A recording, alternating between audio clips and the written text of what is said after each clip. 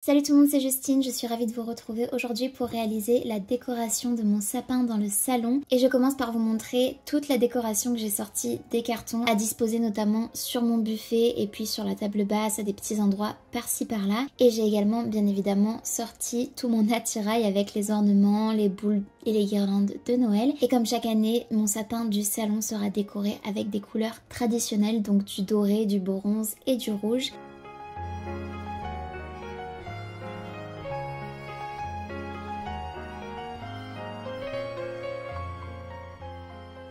Je commence tout de suite à déballer les nouvelles guirlandes que j'ai achetées, qui sont des guirlandes de billes trouvées chez B&M que vous aurez peut-être déjà vu dans ma vidéo précédente, ainsi que des petits stalactites aux nuances de rouge, mat et brillant.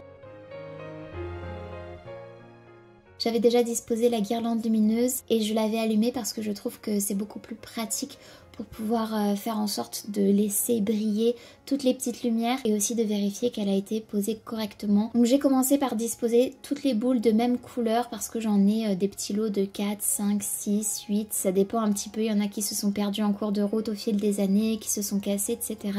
Mais en général c'est vraiment comme ça que je procède, c'est couleur par couleur et j'y vais délicatement pour ne pas abîmer ni les ficelles qui tiennent mes ornements ni les branches de mon sapin. Et j'ai adoré les effets de flou que j'ai pu réaliser avec ma caméra pour vous montrer vraiment l'ambiance festive de Noël, toute lumineuse et cosy.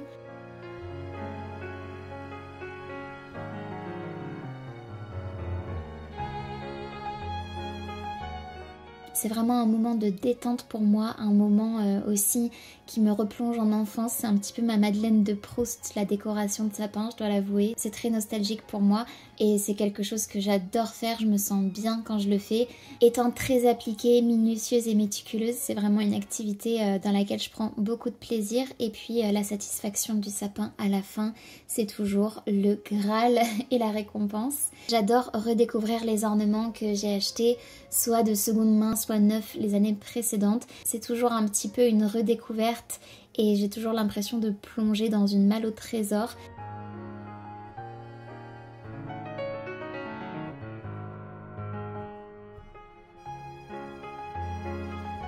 Comme vous le voyez, je me suis rendu compte un peu trop tard que j'avais oublié de mettre la guirlande de billes, donc je me suis rattrapée et je trouve l'effet avec les billes dorées des plus jolis.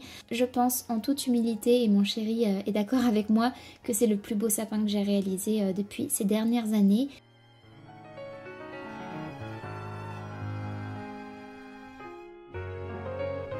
Je prends soin de mettre mes ornements préférés en dernier pour pouvoir tout simplement les voir du mieux possible. Et puis je dispose bien évidemment l'étoile sur le haut du sapin. Je vous montre des petits close-up, des petits plans larges, des petits plans flous, etc. que je trouve très jolis et qui mettent dans l'ambiance de Noël. Et puis j'ai aussi décoré les vitres avec mon achat récent de pochoirs et de fausses neiges en bombe. Ce n'était pas une mince affaire parce que ça a fait de belles traces, même en suivant les instructions d'essuyer avec un chiffon sec tout autour.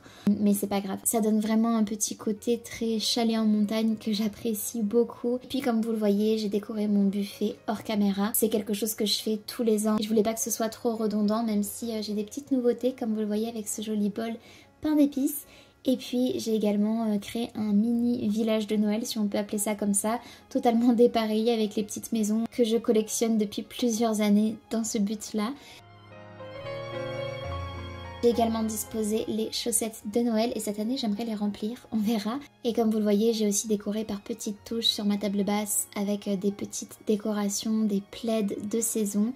Et puis j'ai mis des faux cadeaux au pied du sapin. J'ai accroché comme j'ai pu une couronne que j'avais achetée l'année dernière à la Croix-Rouge, que je trouve très jolie. Ça parfait la décoration et je suis juste ravie du résultat. N'hésitez pas à me dire ce que vous en pensez d'ailleurs en commentaire.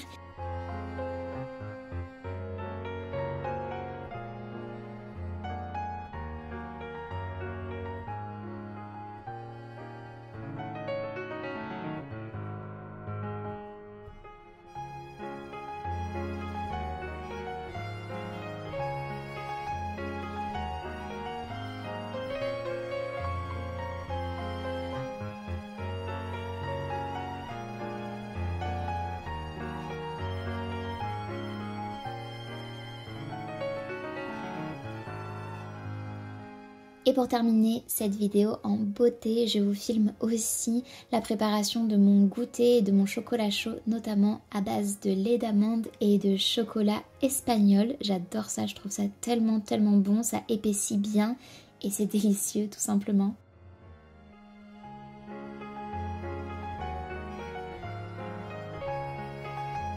J'ai bien évidemment choisi une tasse de circonstance.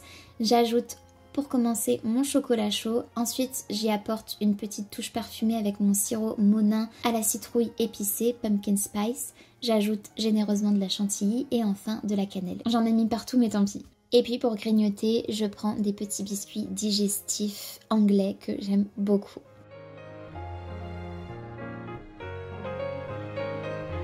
Il est temps de déguster mon délicieux chocolat chaud très réconfortant. J'adore vraiment cette partie de la journée. Si seulement je pouvais goûter tous les jours, ce serait un bonheur.